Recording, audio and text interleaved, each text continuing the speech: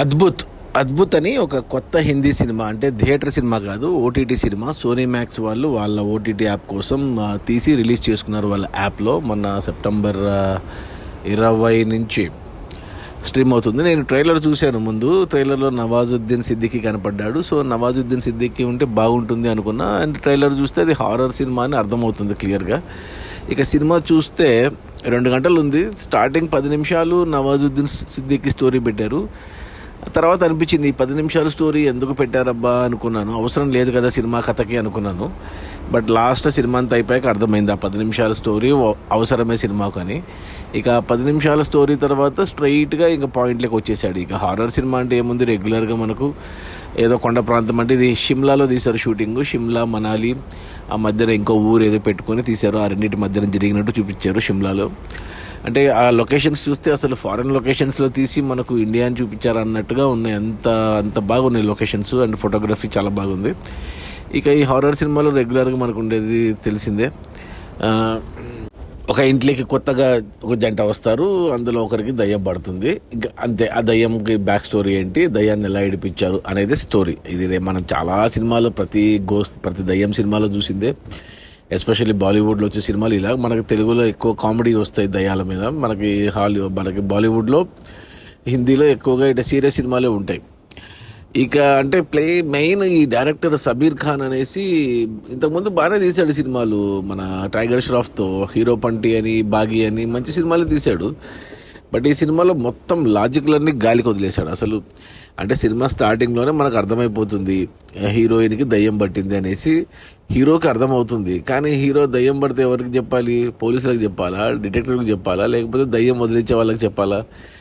ఇతను వచ్చేసి పోలీసులకు చెప్పకుండా అంటే డిటెక్టివ్కి ఫోన్ చేస్తాడా? అదే నాకు అర్థం కాలేదు.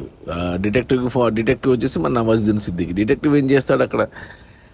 అది ఒకటి. ప్లస్ ఇంకొకటి, దయ్యం పట్టిన హీరోయిన్ మెడపై నుంచి దుంకి తలపగిలి చచ్చిపోతుంది. మళ్ళీ వెంటనే లేచి పరిగెడుతుంది. అది ఏం లాజిక్ నాకైతే అర్థం కాలేదు.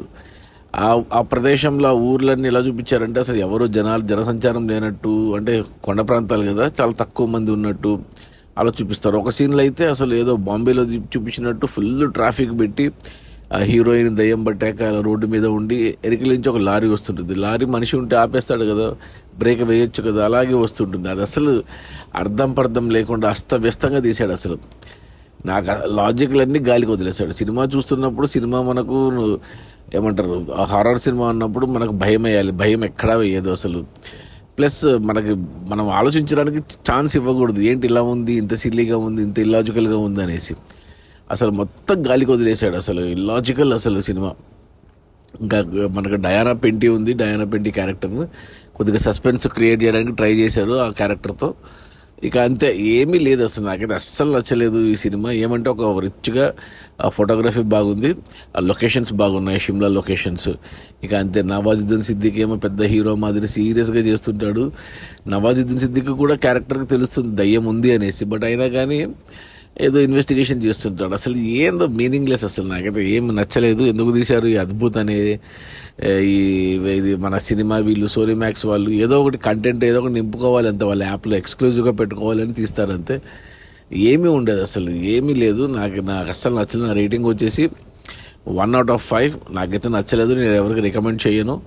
ఇక ఈ సినిమాని ఒకవేళ పొరపాటున చూస్తామంటే ఫ్యామిలీతో చూడొచ్చా అంటే చూడొచ్చు. ఎటువంటి ఏమంటారు అడల్ట్ సీన్స్ లేదా బ్యాడ్ లాంగ్వేజ్ ఏం లేదు. కానీ కొద్దిగా జంట కాబట్టి కొంచెం ఏమంటారు రొమాంటిక్ సీన్స్ లాంటివి ఉన్నాయి. సో అసలు first of all cinema recommend చేయను, ఎవరు చూడొద్దని చెప్తాను.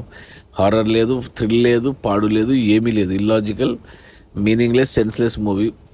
ఏమంటే షిమ్లాని లేదా షిమ్లా అండ్ మనాలి లొకేషన్స్ కోసం చూడాలి అంటే చూడొచ్చు. రిచ్ ఫోటోగ్రఫీ కోసం చూడొచ్చు. నవాజుద్దీన్ సిద్దికీ ఇష్టపడే వాళ్ళు ఏదో నవాజుద్దీన్ సిద్దికీ కోసం చూడొచ్చు. అది కూడా పెద్దగా ఏం లేదు అతని క్యారెక్టర్ కూడా. ఏదో ప్లెయిన్గా వెళ్ళిపోతుంటుంది అంతే. డిటెక్టివ్ క్యారెక్టర్ ఇచ్చారు. గోస్ట్ సినిమాలో డిటెక్టివ్కి ఏం పనో నాకు అర్థమే కాలేదు. ఆ డయానా పెంటీ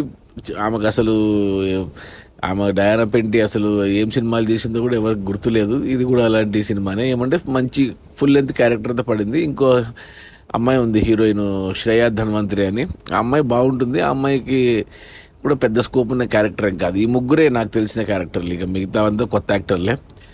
ఏమో బాగాలేదు సినిమా అయితే నచ్చలేదు. Rating out of 5. So Sony మ్యాక్స్లో ఉంది, నేనైతే వద్దని చెప్తాను. హిందీలో చూసాను నేను, మరి తెలుగులో ఉందో లేదో తెలీదు. సో వద్దు. ఈ అద్భుత్ అనే దాని ట్రైలర్ చూసి మోసపోయి నా అలాగే చూడొద్దు. నవాజుద్దీన్ సిద్దిక్ ఉన్నాడని పొరపాటున టెంప్ట్ అయ్యారు, లేదా డయానా పెంటి ఉంది, లేదా శ్రేయా ధన్వంతరి ఉంది అనేసి చూద్దాం అనుకుంటే ఇక మీ కర్మ, ఇంకా మిమ్మల్ని ఆ దేవుడే కాపాడాలి. ఈ అద్భుత్లో అద్భుతాలు ఏమి లేవు, అన్నీ ఏమంటారు, సరేలే, నాకు కూడా పదాలు దొరకట్లేదు. సినిమా అయితే బాగాలేదు. Okay, bye.